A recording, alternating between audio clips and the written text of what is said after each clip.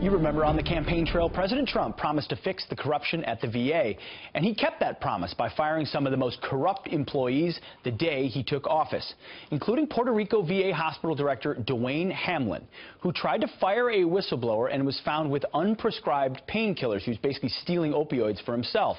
But after filing a civil service protections appeal, Hamlin is back to being employed by the VA. Joining me now with his reaction to this is VA whistleblower Scott Davis. So, Scott, you look at a guy like this. President Trump and on day one said, you are fired, you're out of the VA for obvious grievances you've committed. But now he's been reinstated due to a process called the Merit Systems Protection Board, basically civil service appeal. What does it say about the culture that still remains at the VA?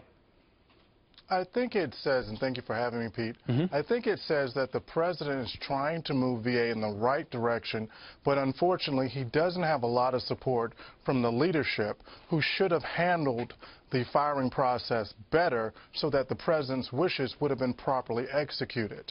Remember that President Trump inherited this mess from President Obama and Secretary Shulkin, who was over the hospitals at VA and who should have fired this guy a year ago. So, Scott, I gotta push you on that a little bit, because is this one instance where it wasn't handled properly, or is the system rigged to defend corrupt officials? Because Sharon Hellman, the director of the Phoenix VA, was fired, but still could be brought back on through the same process because she appealed her firing. So what needs to happen? What can Secretary Shulkin do to make sure that someone like Sharon Hellman isn't brought back through the same process?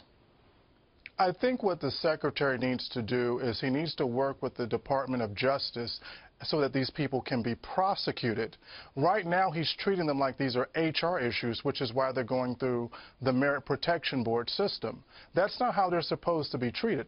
When you have a corrupt government official who abuses his or her authority, like the director in Phoenix, the Department of Justice should prosecute them, as they have basically engaged in activities that put veterans' lives at risk, and in many cases, some veterans have died. Of course. I think that's the difference. And I think the president is doing the right thing, but he can't do it all by himself.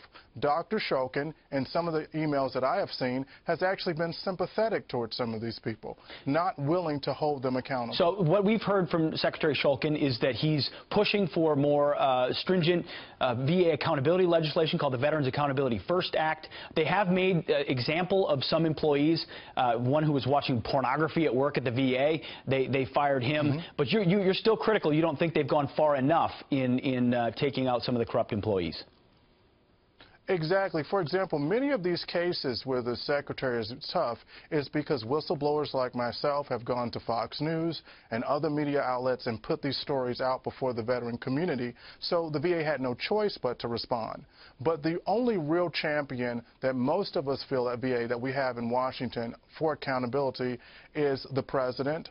We've got some support from Senator Rubio and Senator Isaacson, but Congress needs to do more. The legislation that you mentioned leave some room for a peer review so that when executives like this get fired, they can take this to a peer review and say, look at it, my peers, I shouldn't be fired. And the same people engaged in that bad activity are going to decide whether or not the punishment should go forth for these people. Scott Davis, absolutely. And of course, the AFGE government unions have their hands in all of this too, trying to protect these corrupt employees.